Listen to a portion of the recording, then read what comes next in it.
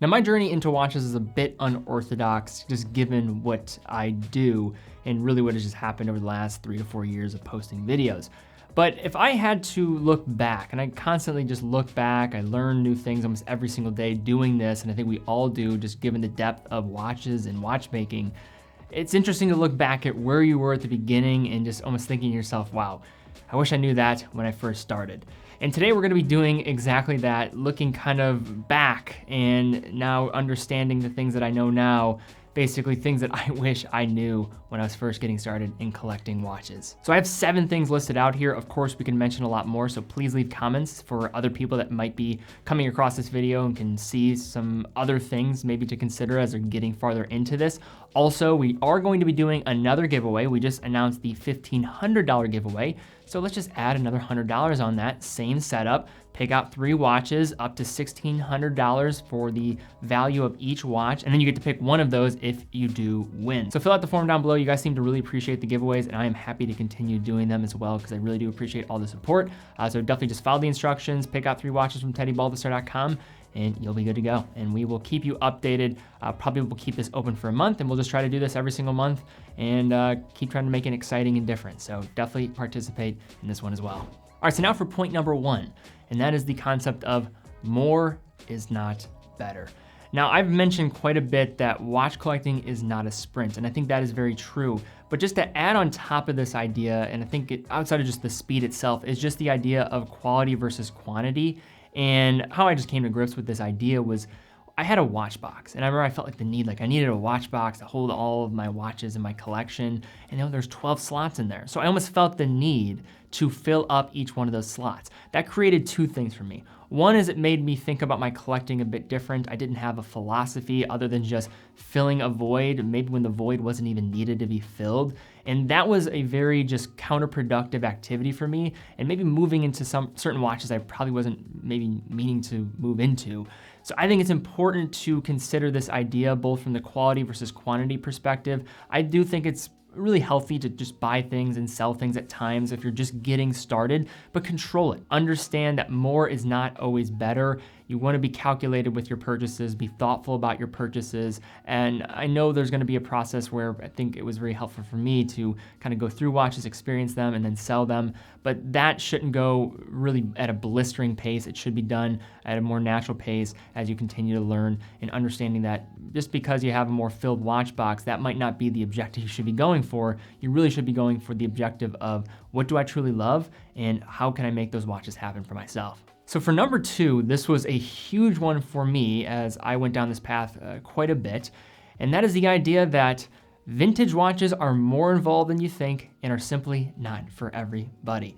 Now, as I was getting into watches, I was certainly gravitating towards a lot of vintage pieces. I liked the just distinct nature, the uniqueness of many of the timepieces that were from like the vintage archives of brands, and I really fell in love with that. But 2 things allowed me to fall kind of out of love with vintage watches and not maybe look as much in that direction as I did in the past. One of those was just from a perspective of, I think people underestimate how far watches have progressed in terms of their construction. If you go ahead and try to take a vintage watch to the paces, I think many people are going to be a little bit underwhelmed by what the watch is truly going to be capable of, whether we're talking about water resistance, where you're not going to want to get these things wet at all, the materials chosen, given with the crystals, the case material, things of that sort. It is a huge departure from even an entry-level affordable watch from a modern perspective compared to even a luxury vintage watch. You have to know what you're getting into in that regard. But probably the number 1 reason why I went away from it was just simply the idea that you can't really trust what you hear sometimes. There's a lot of misinformation in the space. Sellers and buying the right seller is so important, but even in those instances, things can fall through the cracks no matter what. You have service history to worry about, and you also have a lot of things to authenticate and understand also about the movements. Is this all original? Do you have a service history of this thing? Are we dealing with a service dial, service hands? Is the movement all intact? a lot of things to factor in when going into the route of vintage that I think when you're first getting into it, don't dive headfirst into it. It's not worth getting into at the beginning. I think once you buy some other things, define your taste, that's when it makes more sense to dive into this. There's just so many other factors to take into consideration that I wish I was just a little bit more aware of and understanding what I was getting into when I did start going into the vintage world. So now point number 3 is going to be the fact that nobody cares about your watch. Now, when you get consumed into the world of just watches and like enthusiast circles, maybe you're on YouTube, in forums, Facebook groups, wherever you're at, Instagram, doesn't really matter. You really think that the world of watches is a little bit bigger than it actually is.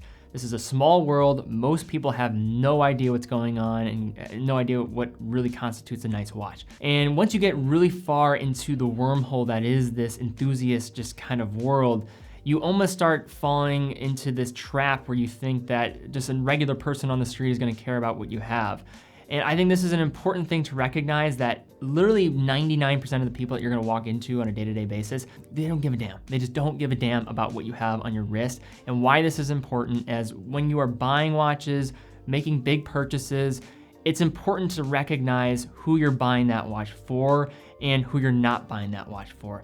I would never allow a watch to be dictated, and why getting one be dictated by what somebody else cares about, or thinking that there are more people that are going to, maybe ask questions or appreciate something outside of myself. Make sure you're buying watches for the right reason for yourself. Recognize that the 99% of people that you're gonna walk into on a day-to-day basis don't care at all about what you have on your wrist, and just go about your life, have the right enthusiasm, and just do this for you at the end of the day. I think that is so important. I think sometimes people get consumed so much in this world of watches, people that they maybe interact with on the internet, they don't even see in real life, and thinking that, oh, if I buy this watch, I'll be more accepted or something of that sort.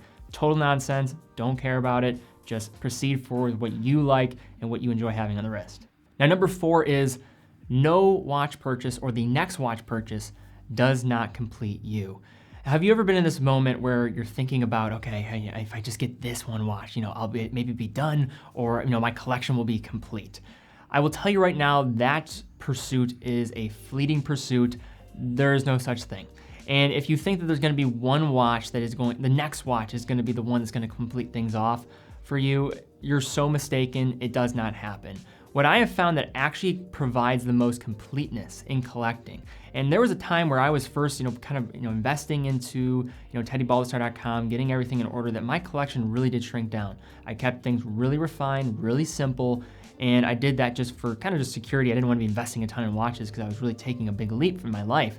That I recognized in that period of not buying watches incredibly quickly like I was when I was first starting, that you almost have to program your mind around what you see as complete. When I look at my collection now, I don't think about really what's the next stage, what's going to allow it to be complete. I don't know if there ever is that kind of exit position, but the important thing to do here instead is to really think about, how can I just find appreciation with what I currently have? And don't even fall victim to the idea that that next watch is gonna give you that satisfaction. I think this is where people confuse maybe an enthusiasm with a love for just consumerism.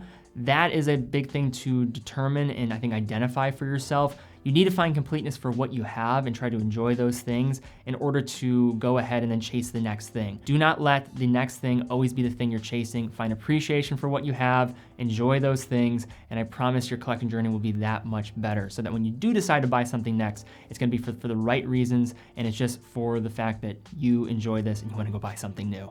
Number 5 is something I don't believe many people consider, but could I sell this watch if I wanted to?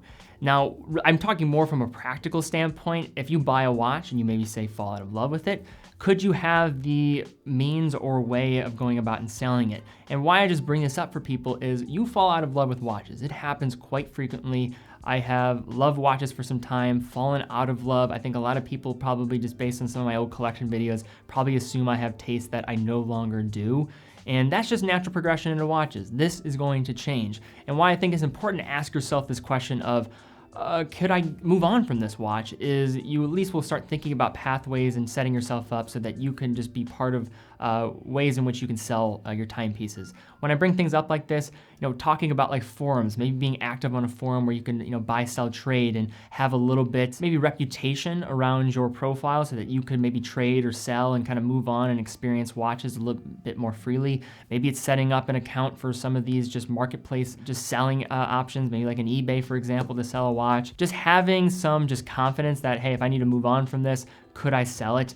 That I think is very good. And then also thinking about brand equity. Whenever I talk about micro brands, I think micro brands are a great way to get something different, a new experience, but also you have to think about what is the brand equity at play. If I just get any just micro brand out there that's not well known and I try to sell it, you're going to perhaps have a tough time finding the right buyer compared to, say, if you buy a Hamilton for the same amount of money, just given that there is an expected marketplace that are always just gonna be in the market for those timepieces. Also, like an example like Zinn. Zinn watches on the pre-owned market do pretty well, all things considered, compared to a lot of watches in their price category. And that's something you kind of almost want to think about at times, or maybe just be aware of as you're starting to really refine your taste. Once you're a bit more of a seasoned collector, I think this becomes less of an issue. But when you're in that kind of process of fine-tuning what you like, I think being able to have a pathway to get out of watches is a healthy and good thing to think about. Now for number 6, this kind of goes hand in hand with the last one, but kind of playing a little bit of devil's advocate.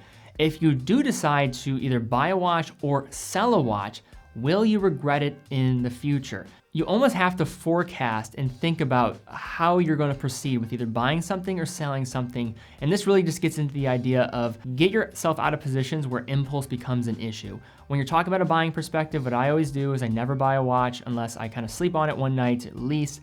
Or I just try to make sure that my love is not lust, right? And you wanna make sure that I really wanna make this watch happen. I've been thinking about it for a while, and now I've just come to grips. I've thought about it for some time. I get into my logical brain. I'm not thinking about this in an impulsive manner. I really want this watch, and that is a healthy thing to do. But also on the other end, you also have selling watches, and I've been in the position many times I sell a watch and I have maybe a little bit of regret. I haven't had a horror story like some people maybe selling like a vintage like Speedmaster or say like a vintage Rolex and then selling it for like $3,000-4,000 and now it's trading at like $25,000. There are people out there, but I do think there is a lot to keep in mind here when you are selling something. Will you miss it in the future? Is it worth the exchange that you are going to get for it for say like that short-term benefit? And then will you maybe miss it in the future? You almost have to forecast both of those things. Will I regret buying it? Will I regret moving on from it? Having that ability to forecast, it's a little bit difficult at the beginning, but I think you need to have those conversations with yourself and not think in a short-sighted manner when you're going about and proceeding on both sides of the aisle here. Now for point 7 here, we have just simply service costs. Now, if you're just getting into watches, there's probably not much understanding of what this means. And even people that have been into watches for just a few years might have not been confronted with this if they are buying just brand new watches, which is great. But if you have ever purchased a pre-owned watch, or like myself, maybe buying a vintage watch, and you just see the price tag just as the price tag alone, everything looks good, seller looks okay, you have some coverage, but you just want to pull the trigger because it is significantly cheaper than maybe some other options out there. And maybe you don't do your due diligence here and you ask about maybe service history, and then you get the watch, everything's good, and then say a few just maybe months in or maybe a year in, the thing just completely tanks out on you, you're not under any warranty or protection, and you have to pay that bill. This is a huge, huge thing that I think people overlook, just given that servicing a watch can be expensive. This is why I am a huge advocate, and I will not take any slander when it comes to ETA, Sellita calibers. The upside of having a service cost in the low hundreds compared to high hundreds and thousands of dollars, to me, is well worth it. I don't mind owning a third-party movement if it gives me that upside and just kind of peace of mind where I can go to any watchmaker to get those parts, get it serviced. That is huge for me.